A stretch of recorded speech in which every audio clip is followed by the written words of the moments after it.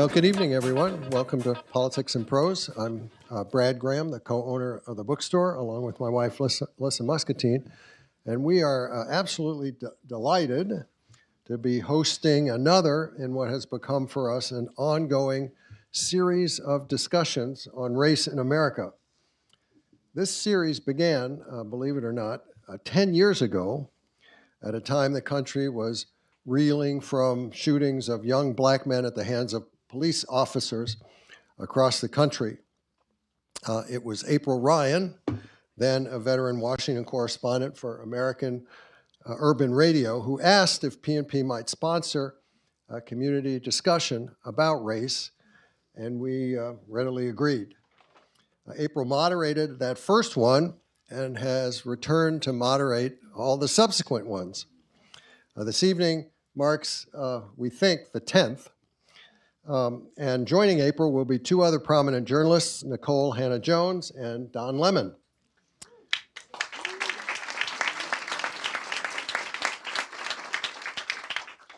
It's one of the very sad and great tragedies of American democracy that racial healing remains an unfulfilled aspiration. These days it often feels we're regressing as a society. So there's certainly much to discuss this evening. April brings to the panel much experience from her nearly 3 decades as a black woman covering urban issues from the White House. She's now the longest serving black member of the White House Press Corps. A distinction that has afforded her up-close insight into how a string of American presidents, going back to Bill Clinton, has dealt with racial issues. April currently is the Washington Bureau Chief for Black Press USA and host of The Tea with April Ryan on Substack. She's also the author of several excellent books, The Presidency in Black and White, At My Mama's Knee, and Under Fire, reporting from the front lines of the Trump presidency. Her latest book, Black Women Will Save the World, celebrates the resilience and strength of, yes, black women. Nikole is an investigative reporter who covers civil rights and racial justice for the New York Times Magazine. She holds the night chair, she also holds the night chair in race and journalism at Howard University, where she's the founding director of the Center for Journalism and Democracy. Among her most notable journalistic achievements, of course, is the 1619 Project, which was published in 2019 and sought to reframe American history by placing slavery and its legacy at the center. Her work has earned numerous prizes, including a Pulitzer for commentary for the 1619 Project and a MacArthur Fellowship.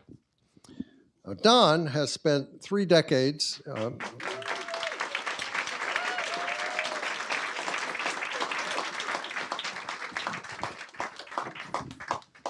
Don has spent 3 decades in broadcast news, first for stations in Birmingham, St. Louis, and Philadelphia.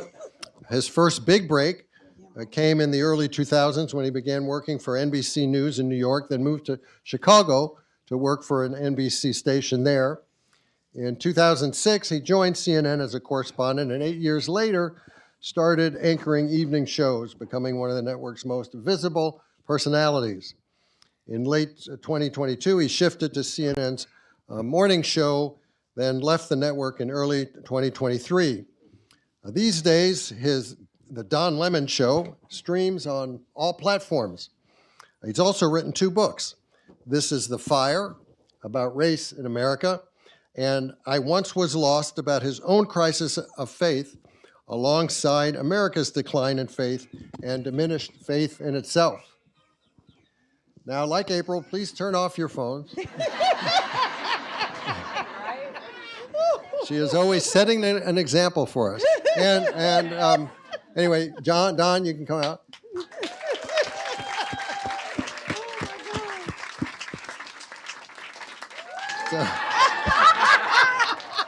He's such a ham.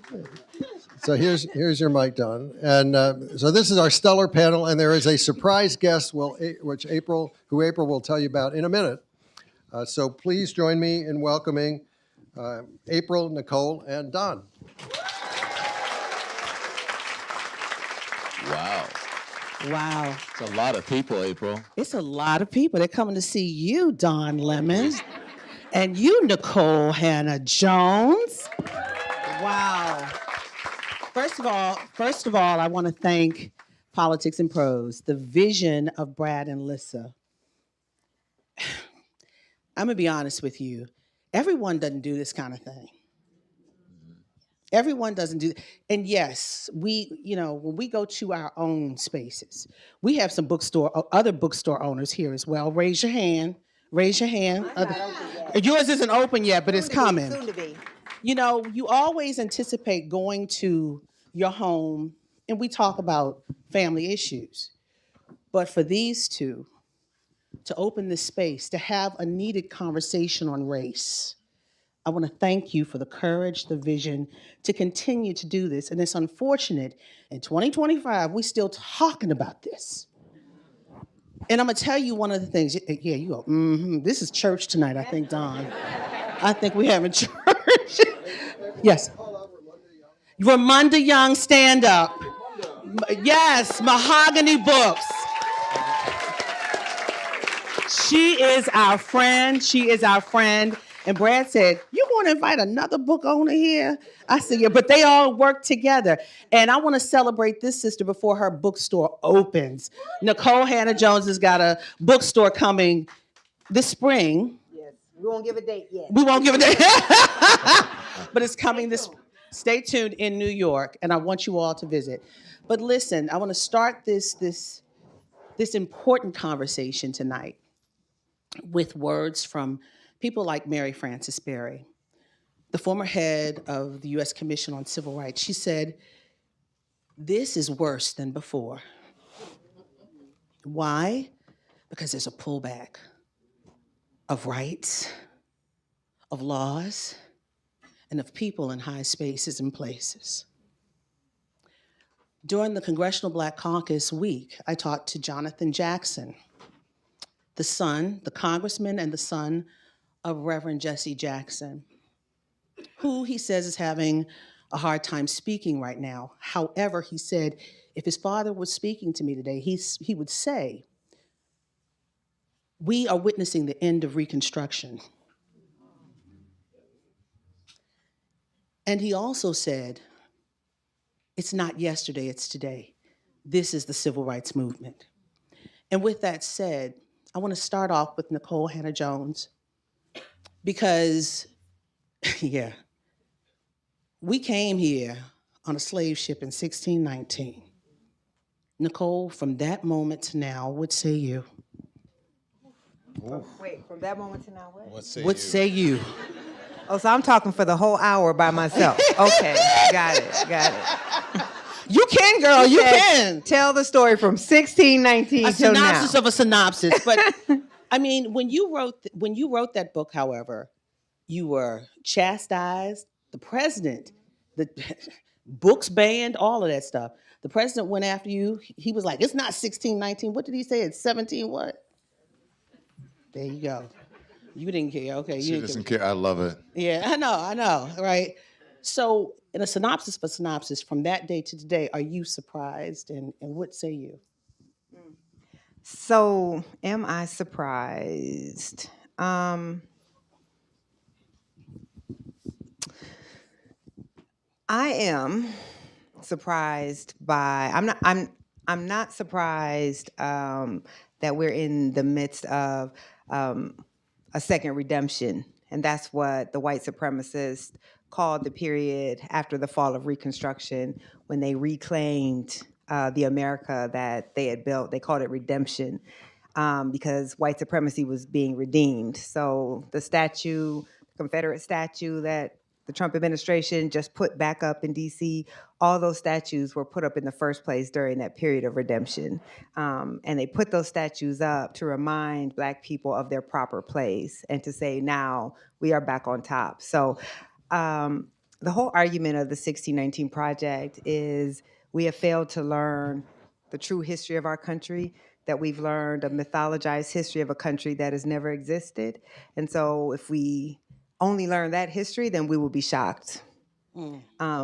But of course, our argument is that the true story of America doesn't begin with ideas of slavery, or ideas of liberty and freedom, but with the practice of slavery, and that those two warring halves of our country, whether we would be a nation of freedom or a nation of slavery, have always done battle. So I'm surprised that they have been able to do what they've done so quickly and so thoroughly and with so little pushback. I knew what they had planned for us. I've been writing about this for years, but I didn't think things would fall this quickly. Girl. Thank you. My husband took it. I put the thing on Do Not Disturb. That's your girl, my daughter. But That's anyway. the CIA. No, let me stop. Thank you, James. But I also think, people who say like, oh, we're not surprised, we've been here before. Not me. Right? So this is a past that many of us have read about, but we haven't had to live in it. And that's what Reverend Jackson's son was saying, is that for many of us, it's not us trying to gain our rights. It's watching the rights that our parents and grandparents fought for us to achieve being now taken away. And there's a different pain, right? And having rights and losing them. And we're in that having rights and losing them. So I think whether you're surprised or not, we can not be shocked and still be appalled. So I think more than anything, I'm just appalled by like the lack of courage, by the lack of allies. And the last thing I'm going to say, because I really will talk for this whole hour, this is the moment where like all the people who read history and imagined during slavery days you would have been one of the abolitionists. And you imagine during the civil rights era, you would have been the one marching with King. Now's your chance to show and prove it. Ooh. Now is your chance. So Don, okay, thank you for that. Thank you for those gems, yeah. So Don, we are watching, but thank you for the allies that are in this room. Thank you for the allies that show up. But Don, there's a sense of grief. Listening to what Nikole said is absolutely true. But there's a sense of grief in this nation for Black folks. It's grief, but we're also saying, we didn't elect him. You said that's right? That's right. They said, we didn't elect him. Let them handle what they did. Yeah, that tells it all right there. That face tells it all. There's a sense of grief. There's a sense of, I didn't do it. What are you hearing on the street when you take your little yellow and black microphone out there and put it in people's faces? Wait, before he answers, can we just applaud the way you turn that shit around? Yes. Because look, and quiet as kept. Don is talking about, I'm gonna get some man on the street reaction here tonight. So don't go anywhere. They liberated you to do what you always wanted to do, and so they freed you. I love watching it. I love watching it. Thank you. I met with someone who wants me to do a big deal, and he said, this was just yesterday. He said, you're more popular than you were on CNN. Because you free, brother. No shackles. You free. It's free. It's Kobe. It's Kuta, not Toby. Right? That's right. That's all. I said, I'm not Kizzy. I'm April. I said, Dawn, you not Toby. You Dawn. And he was like, yes, sister, I love you. So we are having a family discussion. Thank you for having me here. Thank you guys for coming. How are you doing? Good. We're still hopeful, but we need to talk about that. What do I hear? I hear people who there's a lot of apathy out there.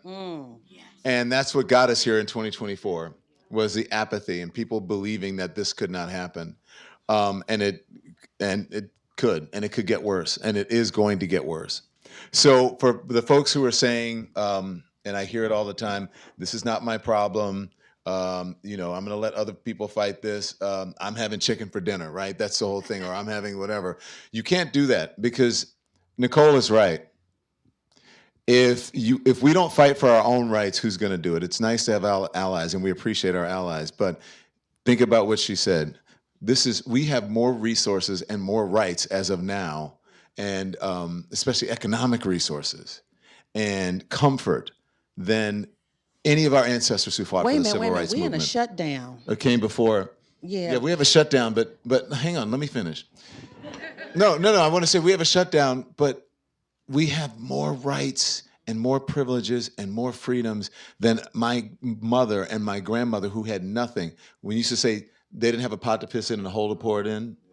They didn't have anything, but yet we sit around, and I don't mean to chastise us, but some folks sit around and say, "I'm not going out there. Not getting involved in that. I'm not standing up for this person. I'm not doing that because I want to keep my Mercedes. I like having my Gucci bag." And so you have to be willing to sacrifice something, because if you're not willing to sacrifice something, you're not going to have that. All of those things will go away. Comfort is a poison. It lulls you into complacency. And then you end up in a place where we are now, are much worse. So, not to cut you off, I'm sorry, but I just wanted to get that out. But I hear a lot of people out there who are nervous and who are concerned, but they don't know what to do. We have the power to do things. If Wait a minute, economic empowerment, we'll talk about that. Money. Your money is their money. And if you don't give your money to them, they won't have it. So we're going to have a question and answer session. We don't want you calling out now, okay? We're going to have a question and answer session. Jimmy Kimmel should have showed you that.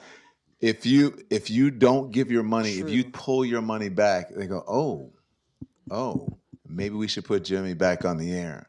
Yeah. Maybe we should start talking about rights. Maybe we should start talking about health care. That's why I'm so disheartened at what happened last night and today, is because people who are not hearing what's happening on the street. These are people, hey, how are you?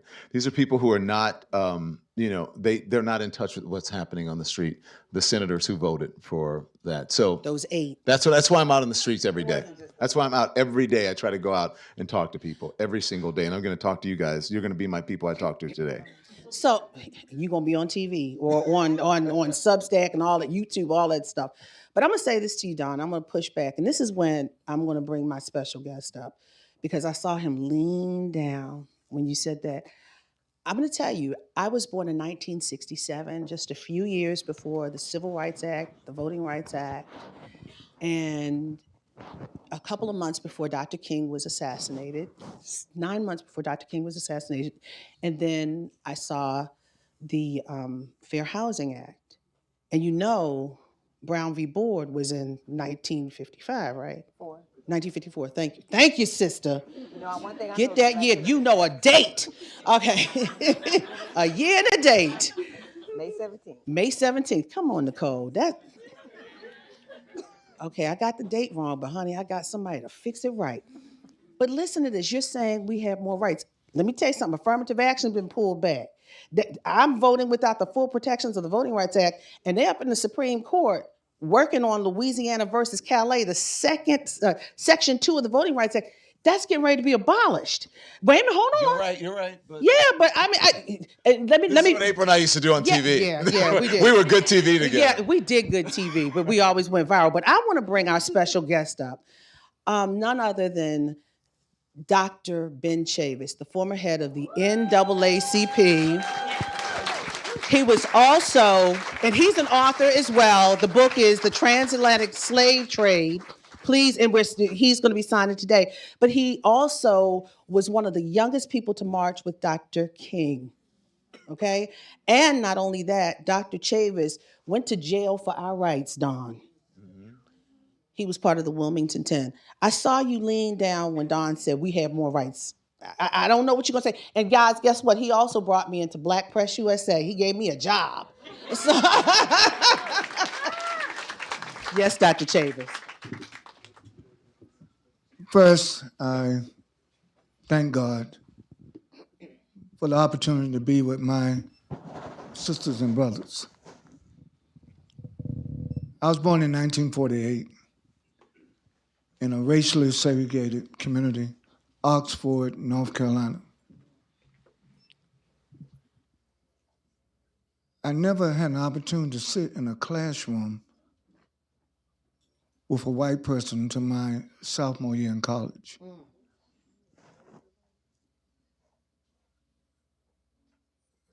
I could not go to my local library until I was 12 years old. At the time, I was breaking the law for trying to go read a book. I'm not going to tell you my whole story tonight, but it resonates with what Nikole Hannah-Jones has said and what Don Lemon has said in April. I want to thank the owners of Politics and Prose for having this. I wish we could do this every night.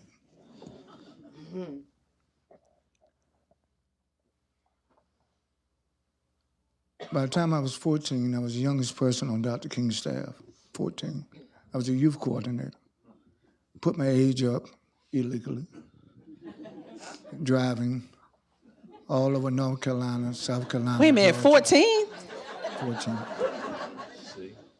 It's beyond the statute of limitations, so I could.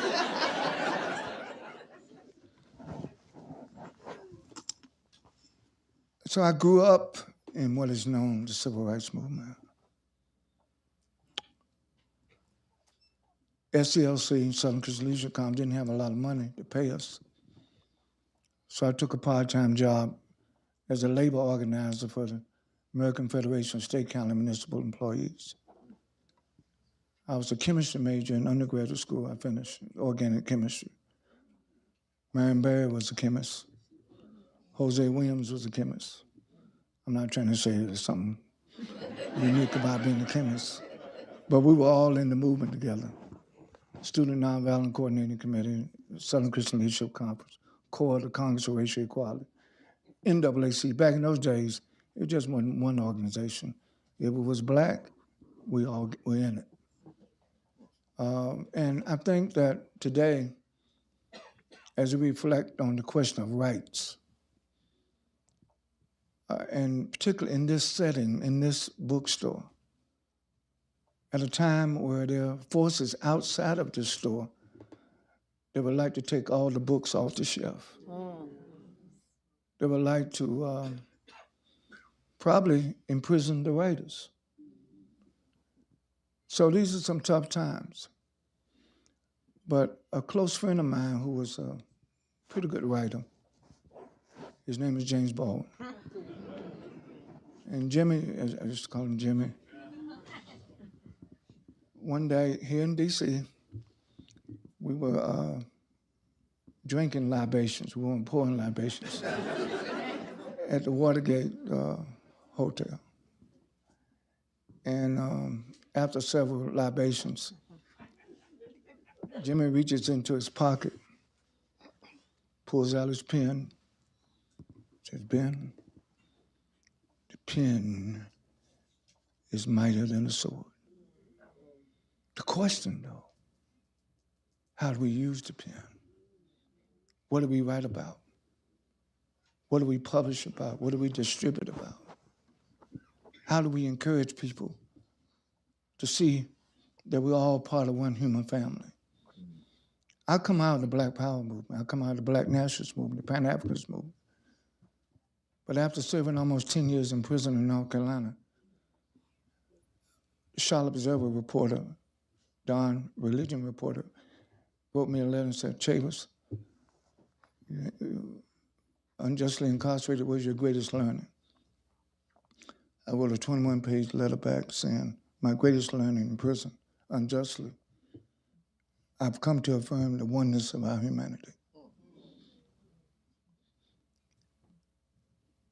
There's only one race, and that's the human race.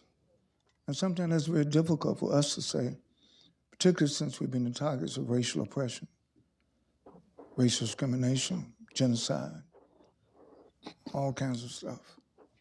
If you read the books that my colleagues here have written, you know that life hasn't been easy for us. But we've come to this point, even after what happened last night in the Senate. We cannot afford to lose hope. We cannot afford to lose faith. We cannot afford to lose our humanity, even in the face of inhumanity. And that's why we got to keep writing. And that's why we got to keep publishing, keep standing up, keep speaking out. I'm glad that Don Lemon is free now. Free at last, free at last. Thank God Almighty. Thank God Almighty, free at last. Emancipated. Exactly. So I come tonight somewhat as an old war hero. Not myself being a hero, but I've seen people put their lives on the line for people who they didn't even know their names. And when we talk about the movement today, one of the concerns I have is that we tend to minimize what Fannie Lou Hamer said. I'm sick and tired of being sick and tired. And to me, our response to what is going on at the White House, you know, is what are we doing in our houses, our homes, our communities? Because the truth of the matter is the power is with the people, but the people are being told, miscommunicated, that they are powerless. And so I end now because April just gave me the signal. I love him, but he's gonna come back. Yes. I'm so pleased to have April Wine as our Washington Bureau Chief, Black Press USA. Thank you. Thank you, Dr. Chavis. Thank you, Dr. Chavis.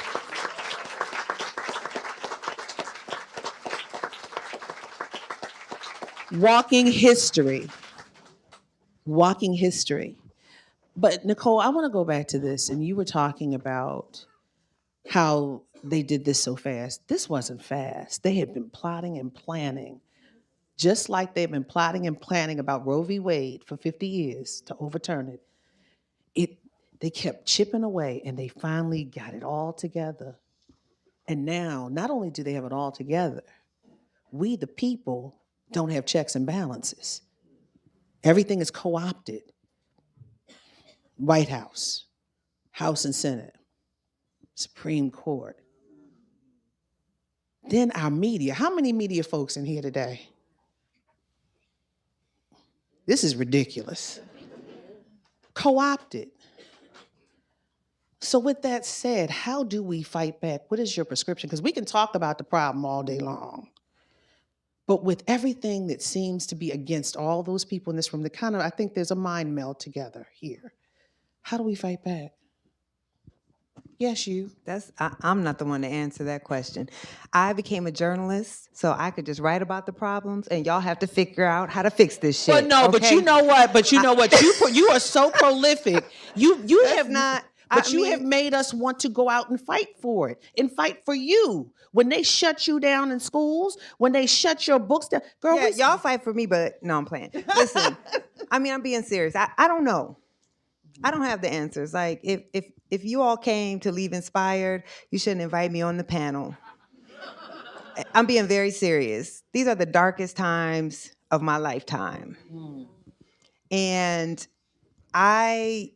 I'm always honored to be in the presence of the people who fought for us to have the rights that we have. And then I feel ashamed because how dare we lose within the span of this generation what it took our ancestors decades to fight for. One thing that's very clear to me is that the opposition knows this country far better than our allies do. They understand very fundamental truths about America. That's why when they executed their plan, they were ready, right? That's why they go after the history. That's why, we were laughing at how silly it was that they were erasing pronouns or, oh, look, they want to erase Harriet Tubman. No, they're very smart about understanding who controls the history, controls the narrative controls the politics and the policies. And we are in a country where we have been told ever since Trump won the first time that what was driving the electorate was economic anxiety. And Black folks have been writing against that and saying it is always demographic anxiety, it always has been. And now, when they're explicit about it, now people understand what we were saying. So I don't honestly know what the answer is. People say get out and vote. Well, folks did vote. And Right. it made a difference. It made a difference. He watched and he's hurting. He wanted the government. Did it though? But wait a minute. He wanted the government to be reopened because it looked so bad on him.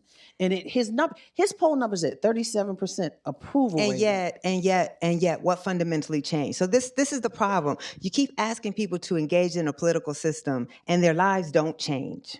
And in fact, But it's the gotta people keep they going. vote for are all getting money from the same folks, right? They're all largely in the pockets of the same corporate interests, and everyday people's lives don't change. And so people continue to feel betrayed. And every 4 years, you say, go out and cast that ballot. And they cast the ballot, and nothing changes. But I think that's why Mamdani has been elected in you, because people are tired of the old stuff. Wait to see. That's New York. That's New York. But wait a minute, but what about Virginia? No, I think people are tired of the old stuff. But look, and look, I think Mamdani is great. I hope they give him a chance. But I think that you can't, say that that's the whole country. New York is a very specific place. Now, look, What about I'm going to. Virginia? What about Virginia? Well, Virginia's different. I mean, Spanberger is not Is she a progressive? Mamdani. She's not a progressive. She's more of a centrist. What's her name?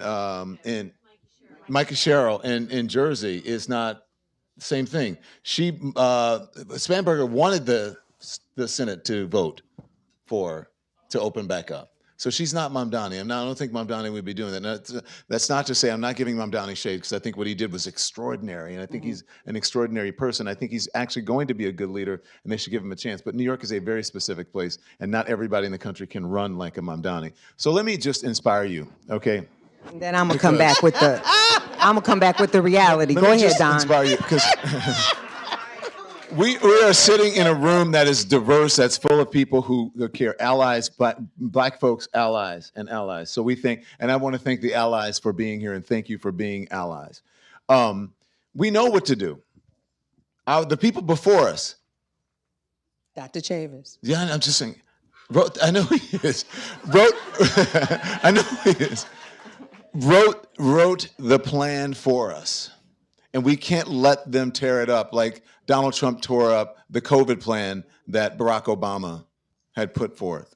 Because if we do, then we're doomed to our destiny. We are fulfilling the destiny that they want for us. We cannot let that happen. So let me inspire you. The book has been, the rule book and the playbook has been written for us. All we have to do is become inspired. And all we have to do is not to be lulled in by complacency and comfort. Everyone wants to be comfortable. Everyone wants to be in a warm, snuggly place. Everyone wants to take go to my girlfriend's, this is my vacation and blah, blah, blah, blah, blah. Or the guy's like, I got to go on my football trip with okay, that's all well and good. But at some point, you have to be willing to sacrifice something. And when we rise up and we protest like we did for No Kings, and you get millions of people out there, that concerns them, right? And when they see people who are in independent media, who are able to speak out without corporate influence, that worries them. They're coming for us next. They're going to try to shut us down. That's true. Because they want to control the narrative. So I say to you, I'm not going to go to a restaurant that's not serving what I want to eat. I'm not going to watch a television channel that's not serving what I need to see and what is good for me, who has corporate interests, putting corporate interests ahead of the American interest, knowledge and correct information. So, you don't give your money to people who are not helping you. This is the Target fast. That's what you're talking But about. that's Target, that's ABC, That's whatever channel that you want to name. Oh, come on, sister. That's all I'm saying is you Yes, do not that's our alley. have Yes, to look at give her. your money to them because, as I said, your money is their money, and the moment you start taking it back, then they will act right because the only real color that they care about It's green. is green. Well, let me tell you something. They care about blue Thank too. you. Trust me. Donald Trump was upset Tuesday night. And if the Democrats have enough gumption, oh, you say, oh my God. Okay. If the Democrats can fight back, if they take that win that's behind them and continue, I pray, to continue to fight for the people. Because one thing in this moment, power means service. And that's what, power means service, means serving you, not tearing up the White House and having these big old crab knuckles, at Mar-a-Lago and people in the daggone food line at exorbitant numbers. This is ridiculous. Power means service. And I'm telling you, they are afraid. They are afraid. Don't believe. They are afraid that the momentum can keep going. They are watching. And I hear you, my sister. I know. Well, thank God they have such a weak opposition.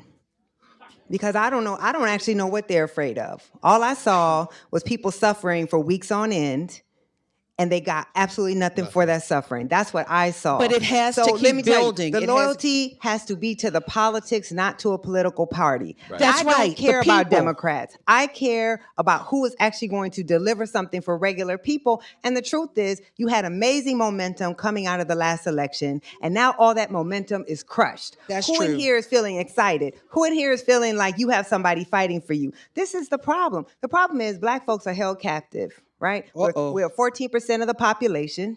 We have to build coalition with folks who would rather not mostly build coalition with us. We have to be honest about that. Listen, I'm too angry to be on the stage. No, and paint this a is what rosy we picture. need. No, this is where you need to be. This is the us conversation to be that we clear-eyed need. about what we're facing, because being delusional about an optimistic message in a time when they are controlling all the levers of power and there is no real opposition is not how you're going to build a movement or momentum.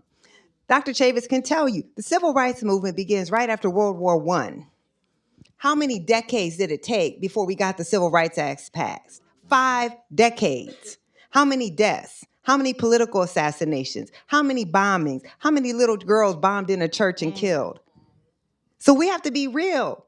It wasn't a march. The civil rights movement didn't last 5 years. It lasted 50 years. And then the opposition to it began as soon as the last act was passed. So if we're not honest about what we're facing, let me tell you, I'm not praising y'all for being allies. I'm not doing that. You should be allies for your own democracy. You should be allies for your own rights. The fact that we always feel like we have to be grateful that somebody will stand in unity for us in trying to support what's best for the country, I'm tired of that. We got to do better. Expect more of yourselves. So let Be me an ally for your damn self. You don't got to be an ally for us. So wait a minute, let me ask you. Okay, I hear you. But let me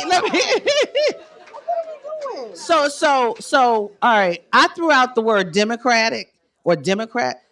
Do you honestly believe that this group can move any one Republican right now? Do you think you can?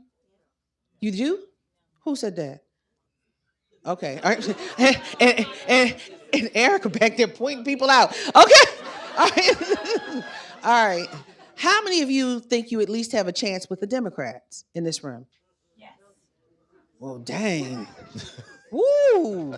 That says so. You got some stuff. You got some material today for your show.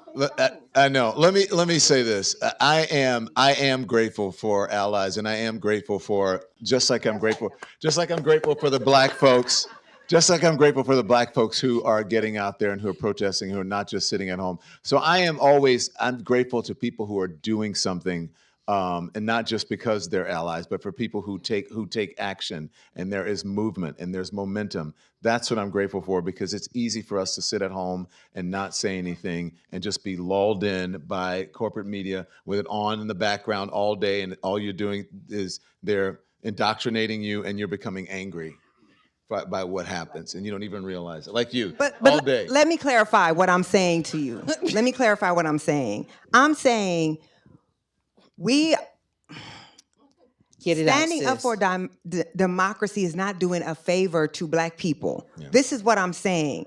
Like, why is this about you being allies to us when it's actually about us collectively working together to try to save democracy and make a country that actually lives up to its ideals? I just get tired of us always having to be so thankful that someone would stand with us. But when wait we a should be minute. standing with each other. So that's what I'm saying. I'm But not saying didn't it I'm take- not happy to have the people who are in the room be in the room. I actually think the most important thing we should be doing right now is being in space together and having dialogue and conversation and not just doom scrolling. I agree with that. But what I'm just saying, like, I'm just tired of us always having to like beg and just be happy that everyone who allies to who?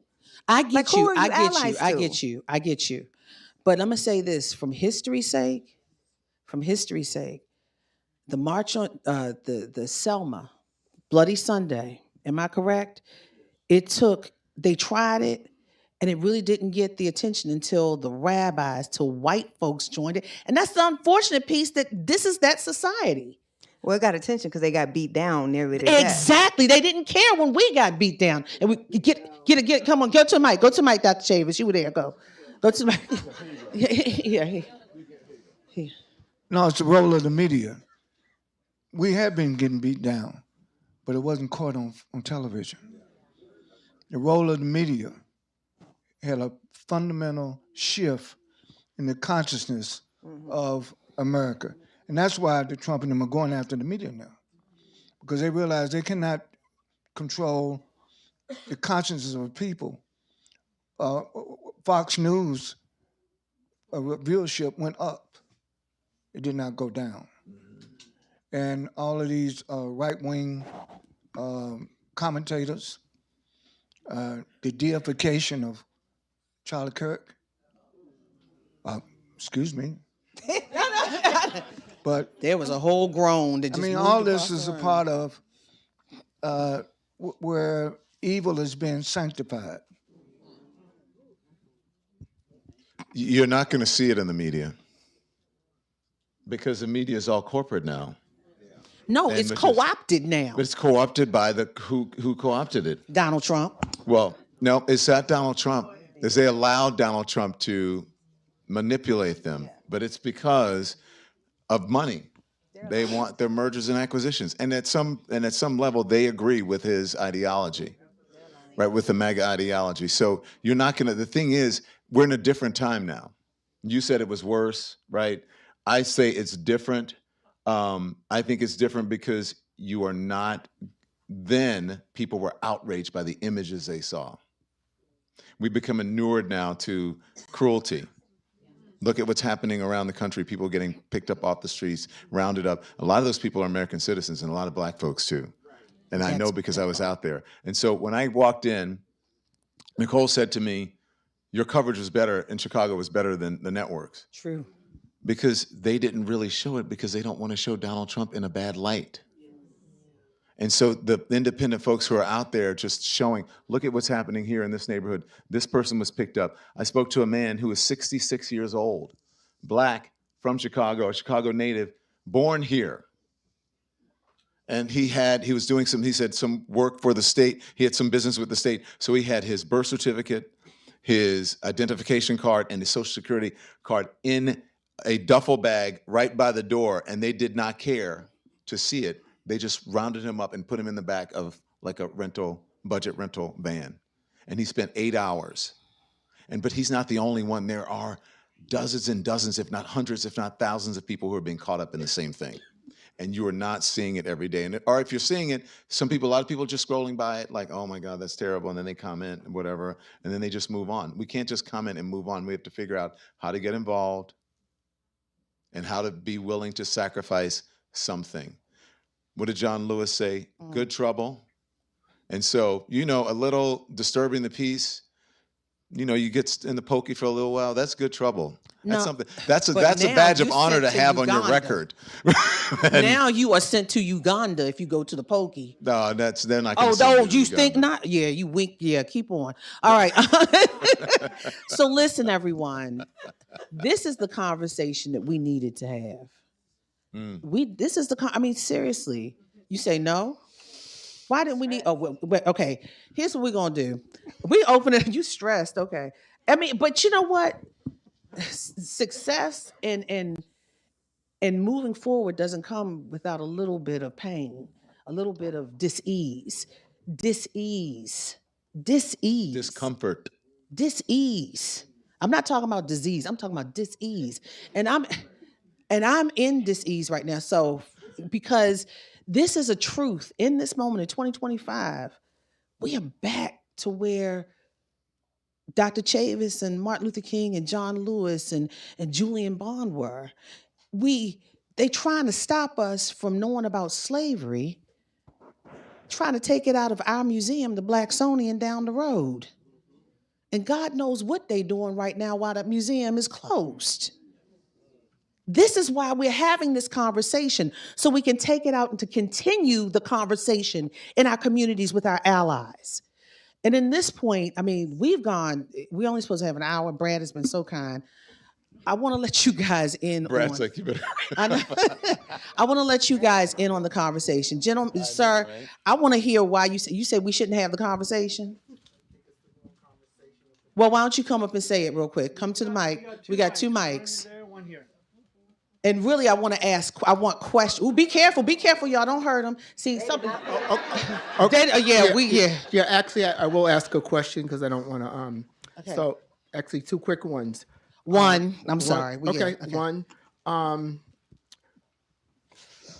Do you think that our push toward integration was been? I agree. We're all one species. But do you think our push toward integration is really what has put us in this position? Our economics. Yeah, and the change. What do you think, Dr. Chavis? That's you. That's you? Okay. Not one person in this room wants to go back to Jim Crow. Not one person in this room wants to go back to Jim Crow. Now, I never lived in Jim Crow, thank God. I think, yes, there were some unintended consequences of integration, obviously. Closure of Black schools, loss of Black businesses, Black educators. This is true. But what I do tell you, my dad was born in apartheid Mississippi. Black people couldn't go use the hospital. Black people couldn't go use the library. Black people couldn't do any of the things that we're allowed to do today. I imagine you spend most of your day, you go to whatever restaurant you want to go to. You go in whatever store you want to go to. You sit, you don't? I live in Boston. You have choice. Right. So I think sometimes we want to look back on that period in a gauzy way. Yeah, that's true. The Black doctor was living next to the Black domestic. That's because they didn't have choice. Now I think we should use our choice. I live in a Black, low-income Black neighborhood. I sent my daughter to a low-income Black school, but I had a choice to do so. And that was a time where we didn't have choice. So I think we have to be very careful about wishing to be back in a period of subordination, because that's what segregation was. It wasn't us choosing it. We were forced into it. Yeah, Go ahead, though. This is the expert. I just read about it. No, just a clear distinction. Integration and desegregation are not the same thing. Right. We really never had integration. Show me real integration. Show me housing integration. Show me economic integration. So it's a myth. We never had integration. We had different stages of desegregation. And the desegregation was resisted. It wasn't welcomed. So there was a triage of desegregation. Oh, yeah. Powerful, yes, sir. Mr. Lemon made the point about being Question. We got it because we got. Sir, please. right. Well, so on the point of being comfortable, how do we get? So I go to All Souls Church in D.C. I can't get the white folks in All Souls to even talk to me about race. They had an anti-racism for whiteism, anti-racism for white class. They won't even talk to me. I said, well, how did the class go? What did you talk about? So how can we get these people who consider themselves white to lose that? That's the problem. The whole problem is this idea of race. How can we get them to How do we get them to talk to you? to come to their senses, to be human beings? to lose this fake idea of whiteness that was created. Okay, we got know. you. Thank you. Okay. Thank you so much. How do we? I'm not sure I understand it. How do we get them to what? To I think he wants people to talk to him. You've got a community. You got a community here. It's You a got construct. allies It's made here. up. yeah. Sir, one question. Thank Okay. you. But racism controls Put this the mic whole down, thing. sir. Yeah. Put the mic down. It's Thank you. I racism. appreciate you. Okay. All right. All right. Next. I'm telling you. No one answered this question. Okay. Answer it then. How do you get people to come and say, look, I think, look the room now. I think you have to you start where you can. I don't think that we always have to push people. And I think that it's a cliche, but you lead by example. And so if you're not interested, I'm still going to talk to people. I'm still going to integrate with people. But if you can't force anybody to do anything that they don't want to do. I think you can't look at it that way. Anyways, but I'm telling you the answer. I'm going to tell you the answer to all Racism of is a all social those questions. construct from this Hold on, societal but let me evil. tell you the answer to a lot of folks' question. You have to demand today because, as Nikole said, the media controls the narrative.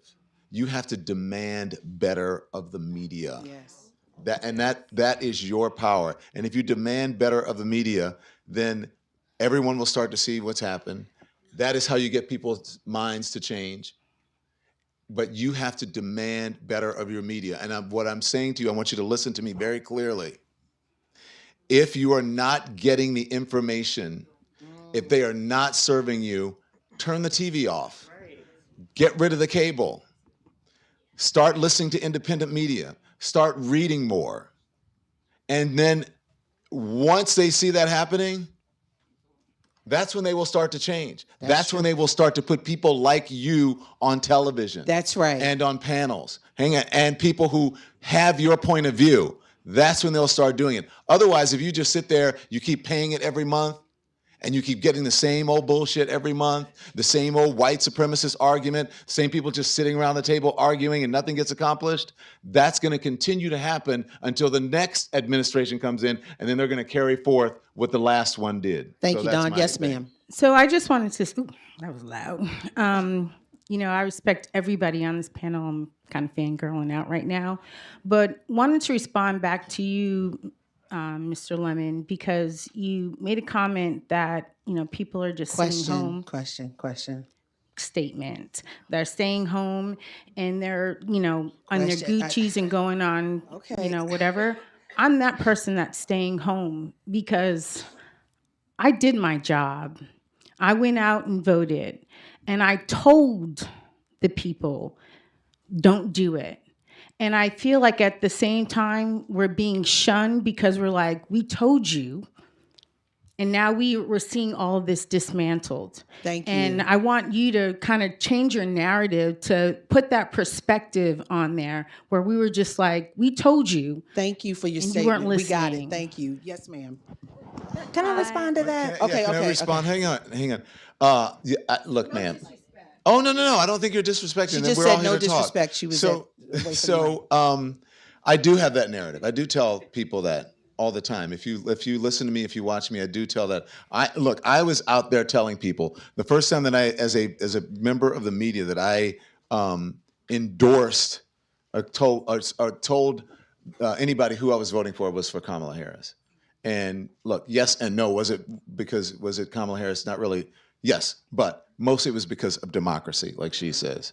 And our democracy was on the line, and she was the only candidate in the race. She was the candidate in the race that stood for democracy. So that's why I broke that thing where, you don't tell who you support as a member of the media. But I do tell that narrative. I do tell the story, and I understand that.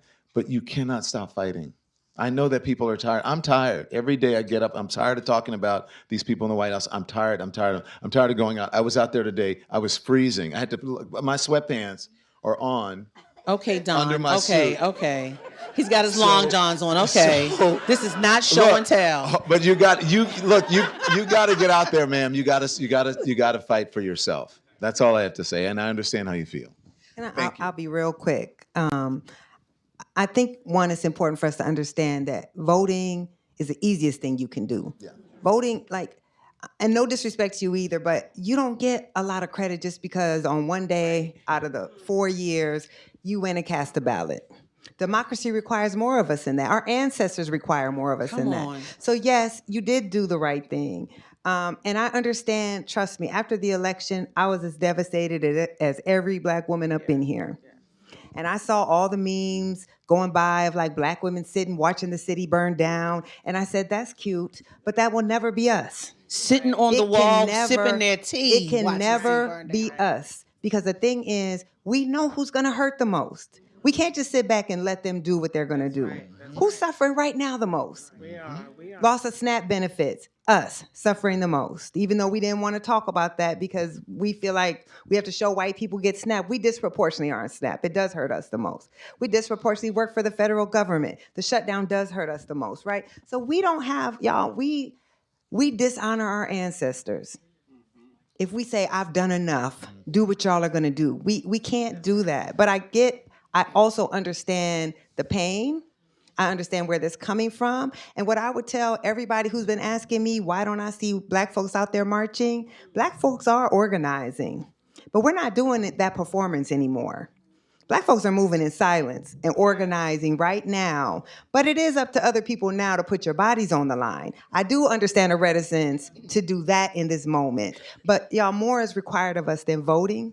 So you can feel everything that you feel, you're entitled to it, and then you have to get yourself up and fight for our communities, because our communities are always going to be the ones that suffer the most. But I feel you. Amen, Nikole.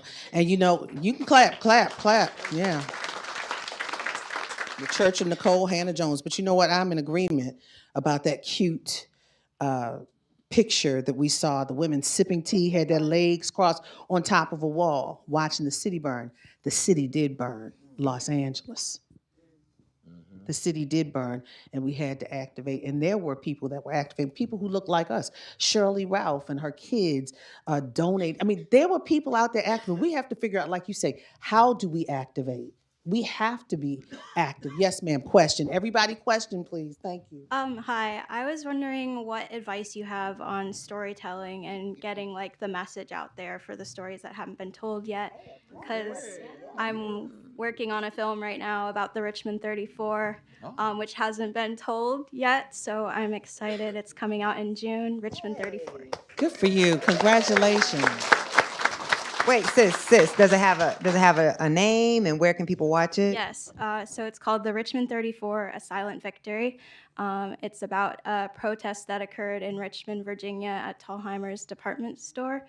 And there were 34 students from Virginia Union University who protested. One of them was my grandmother, so it's a close connection. And the story hasn't been told, so I'd really appreciate about getting. What's your name? I'm Kayla Laws. Kayla, I think you already answered the question. You're telling the stories that should be told. Yeah, so just keep doing what you're doing. And congratulations. That's a big deal. That's a big deal. Thank you.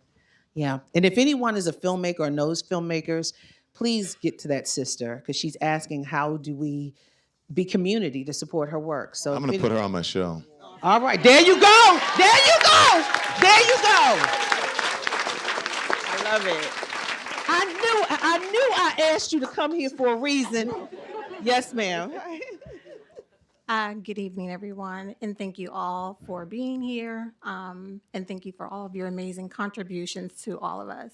My question is, in addition to all the ways that we can fight back during this time, is telling the truth a part of it?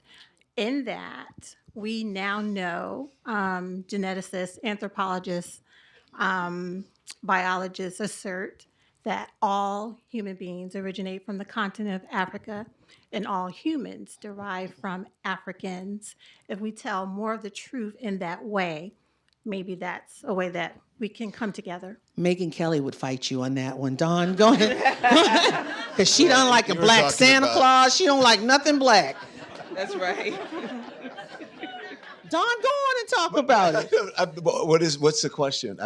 So, in all the ways that we can fight back during this time, is telling the truth a part of that Yeah. Well, in the way that I just stated? well, my answer is still the same. You have to demand more of your media, and you also have to demand more of from your leaders so that they don't erase the books, because Black history is American history. So if they erase Black history, they're erasing American history. But then they don't have to tell the story of how we got here and how they got to where they are now, and how they acquired wealth. So and what they did to our ancestors. So again, demand more of your media, but don't let our story. That's why it's so important for us to stay activated and motivated. We cannot let our story be erased. We cannot be erased from American history, and just from history at all. If you go all over the world, you're going to hear Beyonce on the radio. Somebody's going to be wearing a pair of Jordans. Somebody's going to be listening to Michael Jackson. Somebody's going to be wearing something, even if it's Kanye Yeezys. Someone's going to be wearing something. Our culture is American culture. And so we can't let folks forget that. And we have to, when they want to erase it, we can't allow them to do that. And that's why we stand with this sister in this book. That's why we stand with all the museums that they're trying to shut down for the truth of who we are. We are not the mongrels. We built the pyramids. We made mathematics. We are queens and kings. And they took us, they kidnapped us and put us in ships, crowded us, and only the strongest survived. We are the lineage of that fruit. And I thank you for that question. I refuse to sit back and say, I'm just here. No, I'm here All with of my which were chest. crimes that were committed against us as well. I'm free. Yes, ma'am. Thank you. Hannah-Jones, Hello, thank I'm you. sorry. Good evening. Can you expound on it at all? The question was to all three of you. I mean, I would say that truth is the weapon of the media. I mean, that's what my work is based in. So, of course, I mean, we are in an age of misinformation and disinformation on purpose. They want to make you not know what is true, what's not. They want to shape how we think about who we are as a country. Your question was going back to Africa, and it just made me think of Cedric Robinson's book, Black Marxism. And in that book, he talks about the creation of the Negro. And he says, in order to be able to enslave people, you have to erase their past. You have to create that the Negro was an invention, right, of Europeans to tell us that we had no history, no culture, no knowledge, anything. And only in doing that can you enslave a people. And so we aren't the only ones who suffer from that. The fact that so many white Americans never get any history of Africa, any history of African civilizations, it means that they too also buy into the notion that we're not quite as equal as other people, even if they don't want to believe it. So yeah, I do think that getting a more accurate history, not just of Black American contributions, not just of our contributions after the transatlantic slave trade, but about the history on the continent. And it isn't all kings and queens, right? It's everything, because we were humans who had every spectrum of reality. So I agree with you.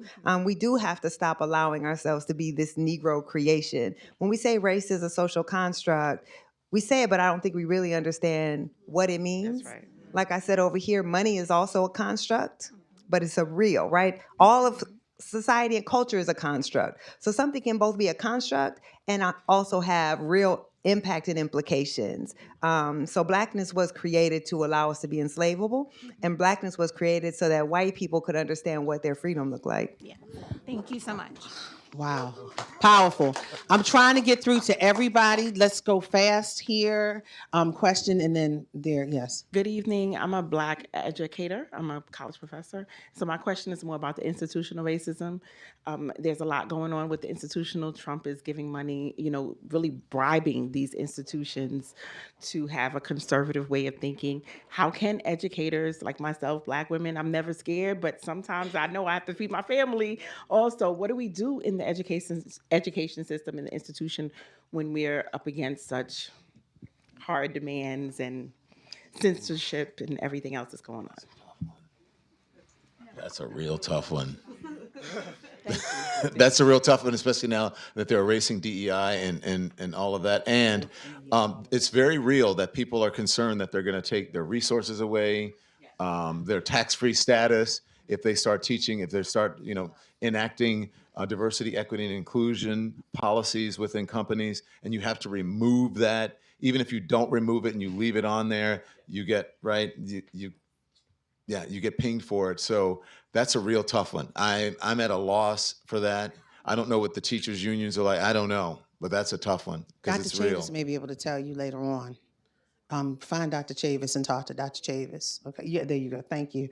All right, we have the honor of having Phil Lewis, the president of the Washington Association of Black Journalists. Thank you for joining us. You are a member. Phil. Yes. Yes, I am a member. I'm a card-carrying member. I'm a card-carrying member. So I really appreciate this conversation because it's got me thinking about media, right? And media is in a really tough place, but what everybody in here doesn't really understand is that you all have power in supporting these journalists and the people that are telling the truth, the NNPA, the Afro, the City Paper, the 51st, Washington Informer, all these outlets need support, right? And so my question is, who are the journalists that you all are reading? Like, who are you all supporting? Who's interesting? Because we talk about media, but specifically, my husband says he's reading me. Yeah. Yeah, you can't say yourself. Can't say yourself. Thank you.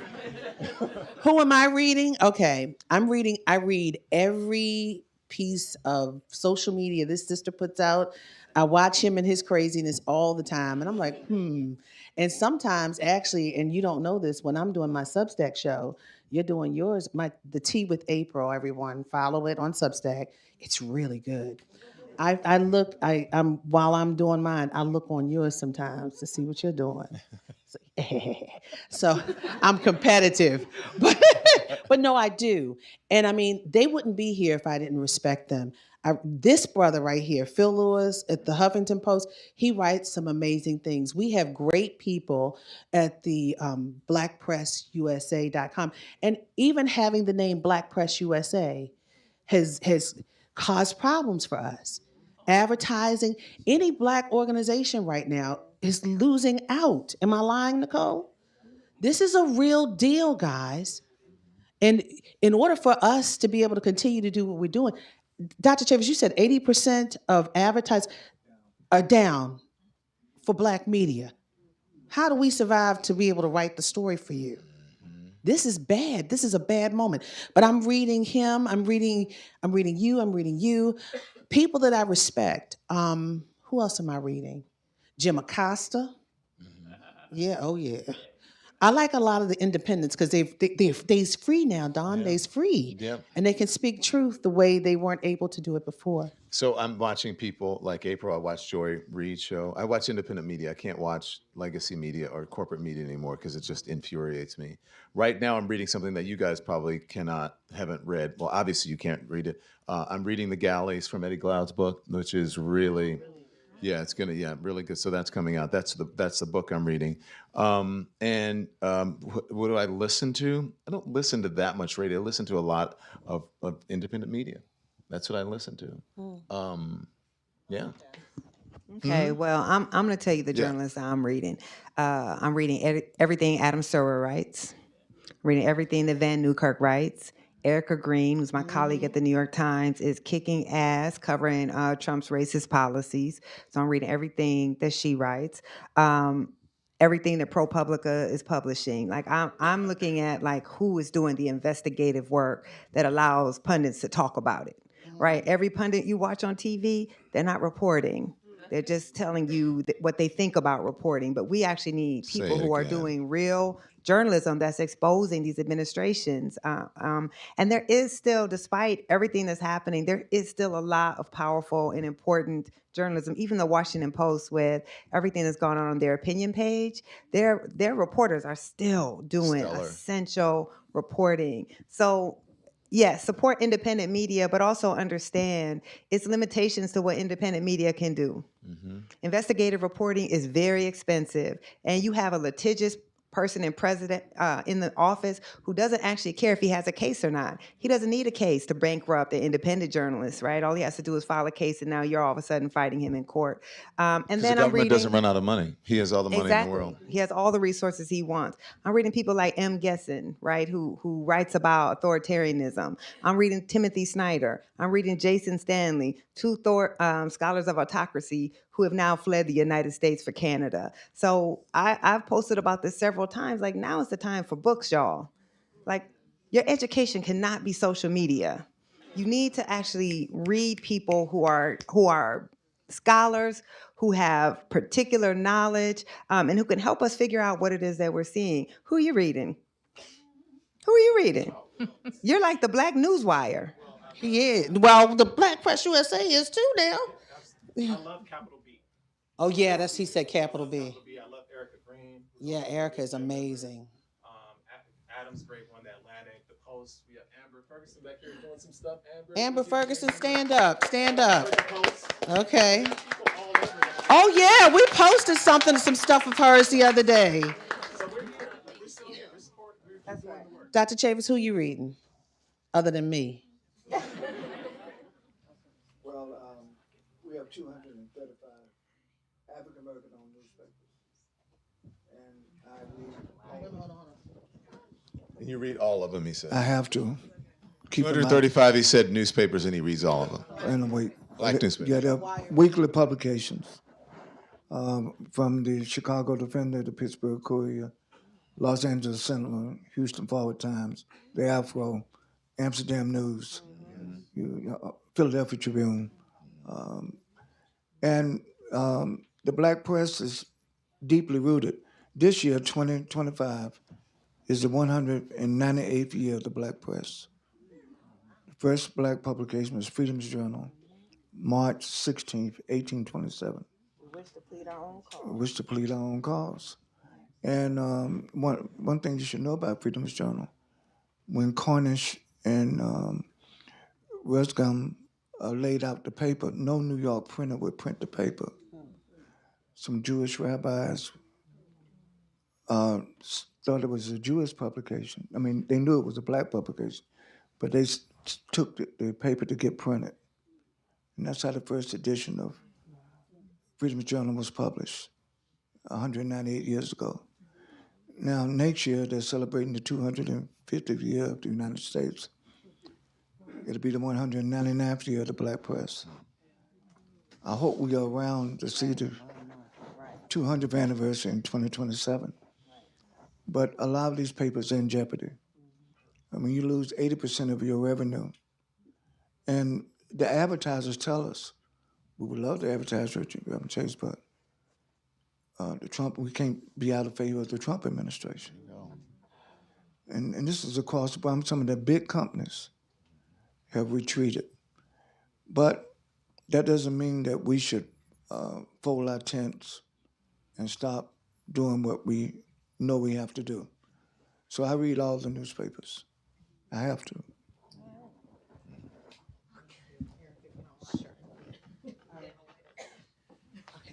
Yes, sir. Just a question. I'm wondering the panel's kind of opinion on this statement that the MAGA movement really bases itself on allowing their constituency to be their worst selves. And thus, how do we maintain our humanity fighting with somebody who has no rules, has no limitations, and no morality? And thus, in order to beat that force, you end up being your worst self. And so, do you think that's why they've been able to do this twice, and it's been running for more than decades, and that's why so many countries have had this same fight with just bad people, because their leaders allow them to be their worst self, and those people are unburdened. And so you can go into the Congo and cut off kids' hands. You can come from Belgium. You can go to all these different countries and see the same things happening for how many centuries, because the good people will not become the bad people in order to beat the bad people. Yeah. Well. Oh, Lord. Oh, my gosh. Have we gotten to that point that we're now singing Negro spirituals? That's kind of what's happening now. where Democrats always have to be the sort of moral authority. The Republicans were banking on Democrats saying we can't allow people to starve. We can't because Democrats have a good heart. They got big hearts. They believe in humanity. There has to be someone within your coalition who is just as strong as the other side and who realizes the greater good. Because as Donald Trump went around, for the last 6 or 8 months with these tariffs saying short-term pain, and then it's going to be a long-term gain. And the Democrats couldn't last for 40 days. For 40 days? So where's that brother? Where did he? Yes, down. yes, sir. So I understand what you're saying, but there has to be.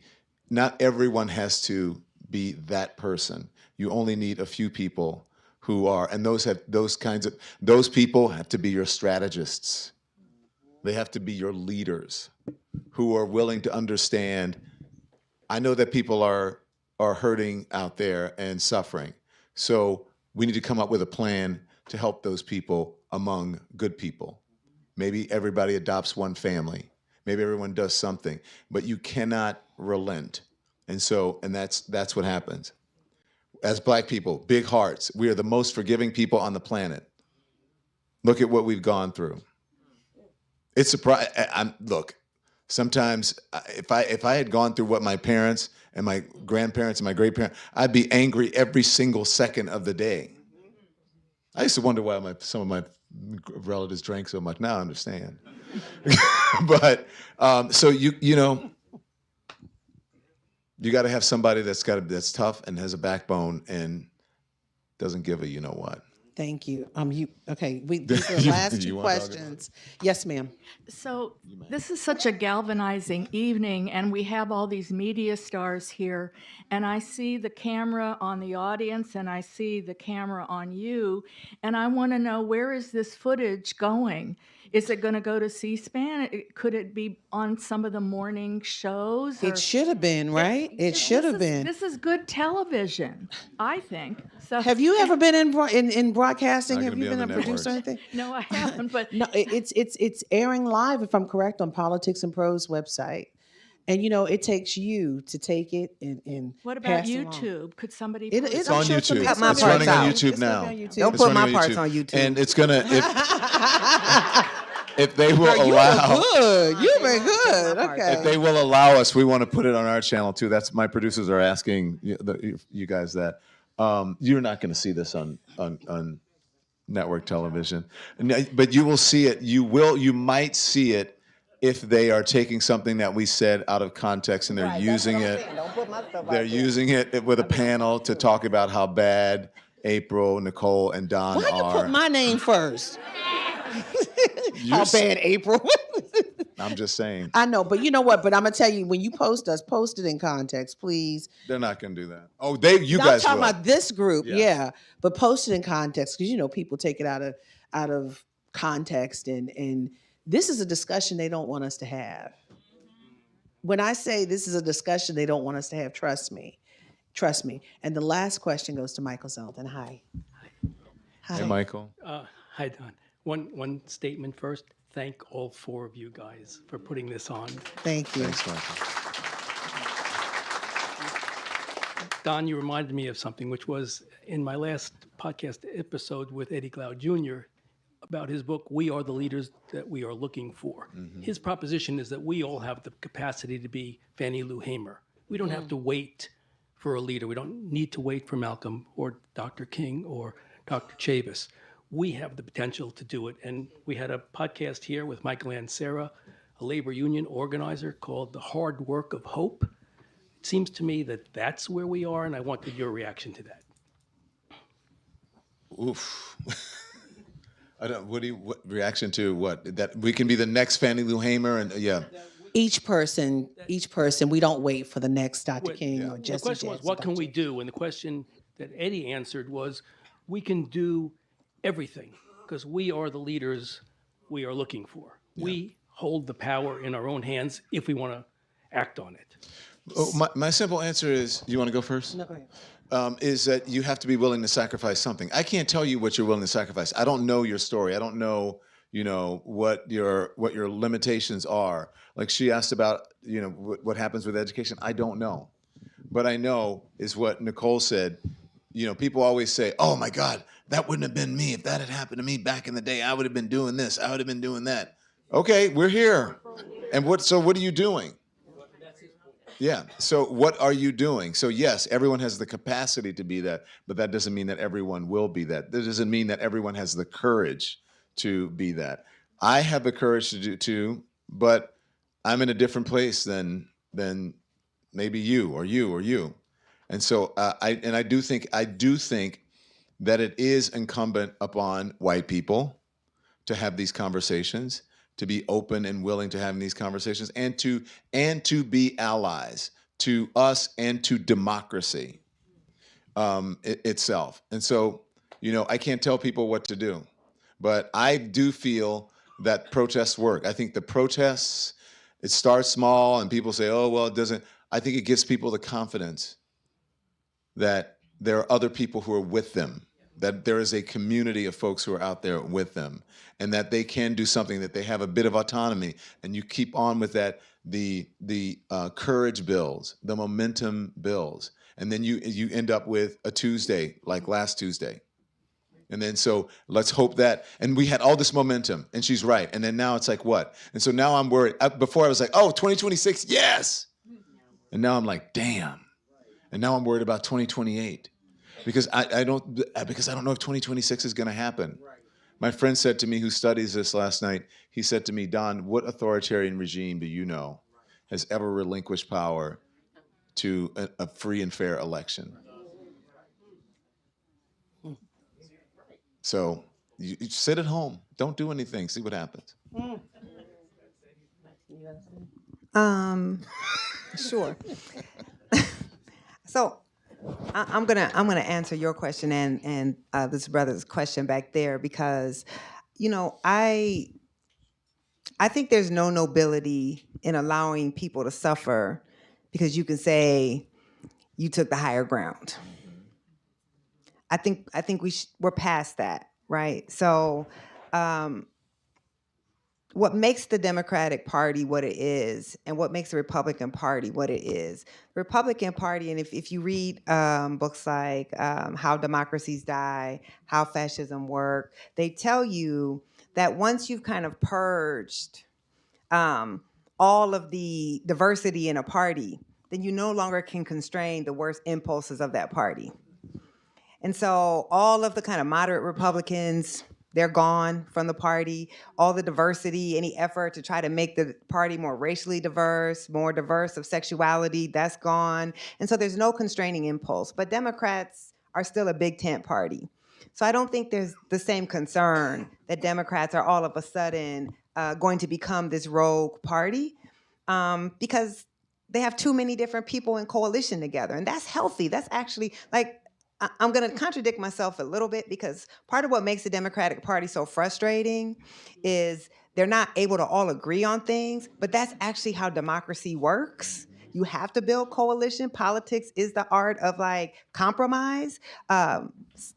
It doesn't work though when there's so much political imbalance. So that's where we are, is we have one party that's always trying to compromise and build coalition with a party that won't do that at all. That doesn't work. So that's when you got to have some thuggishness about yourself, right? And I mean that, but not the thuggishness that loses your morality, but suffering, allowing people to suffer, if you have the ability for them not to suffer, is also not moral. So I think we have to figure out, the Democratic Party is still trying to play politics as if they're facing the old Republican Party, and they're not. That party does not exist anymore. All of those people are gone from the party. As for hope, I'm not, what motivates me is rage, not hope. But I'm not even being funny. I am mad. I'm mad every day. I've been mad for 35 years. I've been mad a long time because I know we have a country with all of these resources, and we choose for people to suffer. We don't have to be that country, but we choose it, and we should all be angry about that. But it's, what do you do with your anger? So I like to say I believe I channel my anger into something positive that can have impact. But my friends always tell me, even though I say I'm not hopeful, that I have to be hopeful. Because to write, to believe that you can write something and sit down and have, like, put it on the page means you have hope that people are going to read it and have some response. So I do think hope is important. Our ancestors, Frederick Douglass in 1845, could he have believed that slavery would fall in less than 2 decades? There would be no logical reason for him to believe that.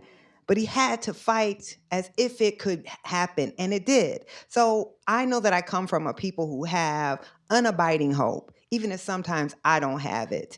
And the last thing I'm going to say is to this sister, but to everybody, right? Don is right in that if we think we're going to get out of this without a willingness to sacrifice something, that's just a false belief. You should be afraid. Courage actually requires fear. So it's okay to be afraid. If you're not afraid, it's not courageous. And that clicked for me. I was in Mississippi. I was in Jackson for Medgar Evers' 100th anniversary. And for some reason, I'm on a panel with veterans of the Mississippi Civil Rights Movement. Some of them who started in the movement, well, they weren't even trying to start in the movement. They just stood up at age 13 or 14 and said, you know what? I'm not going to allow you to treat me this way. And somebody asked them, this is Mississippi, the most lynchingest state in the country. Thoroughly apartheid state. And someone said, well, how were you not afraid? And every last one of them said, are you kidding? We were terrified. We were absolutely terrified. But if we didn't fight back, we were already dead.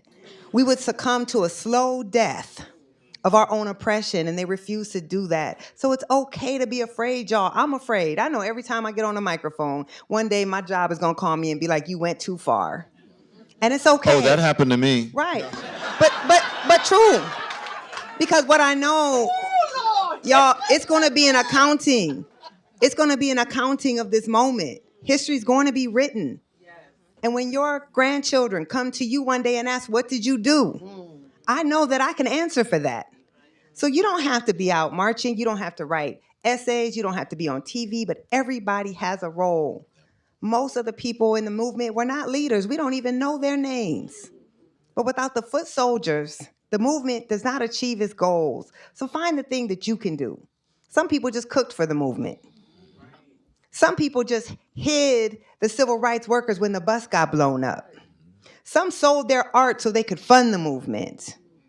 There's something that everybody can do, but what is not moral, what's not allowed, is for you to do nothing. That's right. So I just ask each of you, go home. What Timothy Snyder says is find that one institution that you feel or you can have the most impact and defend it. There's something we can all do, but what's not conscionable is for us not to do anything.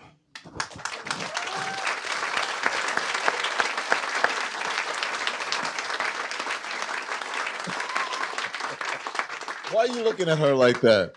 No, she actually amazing. I got tears in my eyes, actually. Yeah. Because you made me think about some stuff that I've been through. Because I might be from Baltimore, I'll drag you. But I'm scared. To have a president of the United States call you out of your name, have his minions come to you, to move my home, to have had the bomb squad come to my house. Don knows what that, because matter of fact, he and I, I went through it too. I know. Caesar Sayoc, remember that? Caesar Sayoc, if you guys don't remember, he's the guy who sent those fake bombs to Michelle and Barack Obama, to CNN and everything. He tweeted, at the time when it was Twitter, he tweeted a picture of Don and I together. He said, we're next. Remember that? Yeah. I got one of those bombs and didn't know. I'm just going to say this. Thank you for making me feel like it's okay to be afraid. Thank you for letting me know it's okay.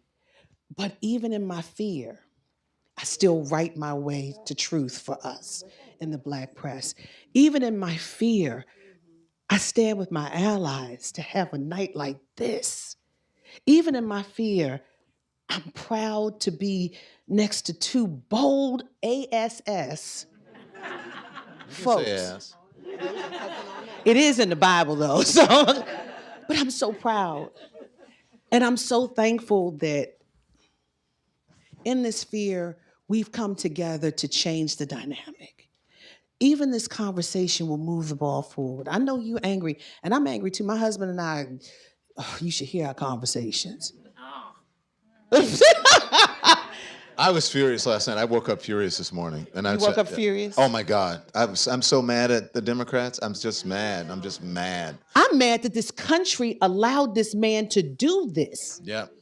This is everything. We have lost our rights. We've lost who we are. I mean, let's think about this. The Civil Rights Division of the Justice Department and in housing are gone. Right now, this is redlining part 2. They can tell you if you want to buy a home in a community, there's nobody there to help you do it, because they can say, oh, I don't want you there because you're Black, or you've got 5 kids, I don't want them there. That's how this country is now. We've gone back to the 1950s and 1960s. If you don't believe me, go try to buy a home in a over there. Where's a good place here to buy one? Go try to, right here. Yes, yeah. Try to do it over here. What did you say about Try to buy a home by the try to buy the home by the Obamas. Okay.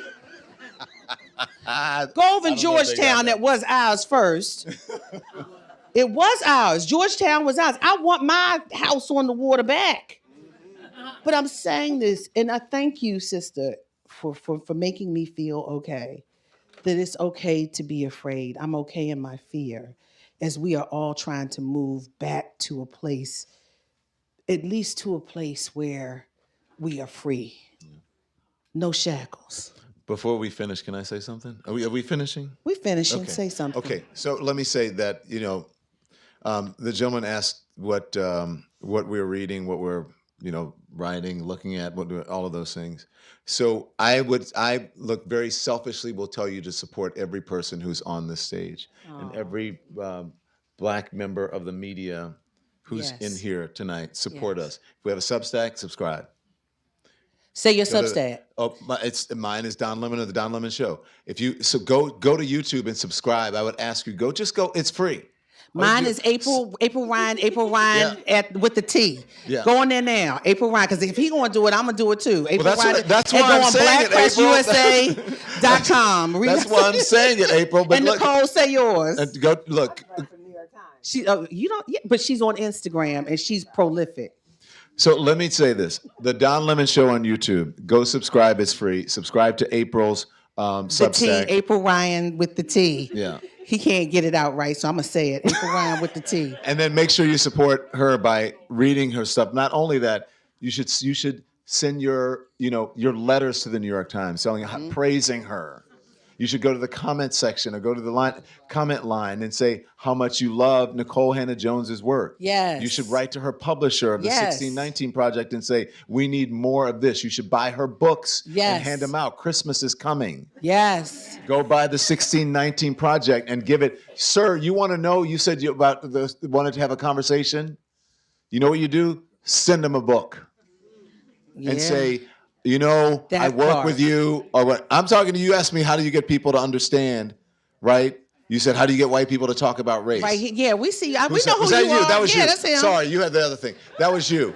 Go buy the 1619 Project or my book on race, which debuted at #1 in the New York Times. It's called "This Is the Fire: What I Say to My Friends About Racism." Send them that for Christmas. In my book, Black Women Will Save the World, an anthem.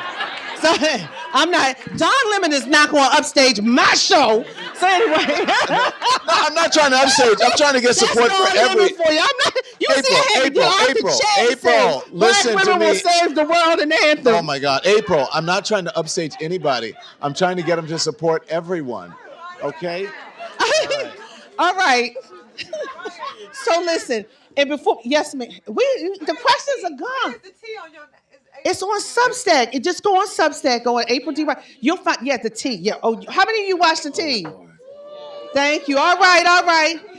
So you didn't say that you were reading me. So listen, at this point, I want us to all give a big round of applause to Brad and Lissa for having this important conversation. We've gone over time, but here's what we're going to do. Everybody, what are y'all talking about? We're all going to sign our books, including Dr. Chavis. We're all going to sign our books. Thank you for coming out. Take this conversation to heart, remember it, and spread the conversation. Young man, you speak to other people. Everyone here, speak to people. Take this video and share it everywhere. This is a needed conversation with voices that have moved the conversation on race and on a whole bunch of other topics. This is an important moment. You are important. Thank you so much. Thank you for joining us. Thank you. Thanks so much for watching, everybody. Your support means the world to us. Don't forget to hit that like button and subscribe so you never miss a show. We're live every weekday at 10 a.m. and 5 p.m. Eastern Time with new clips dropping at 2 p. and 8 p.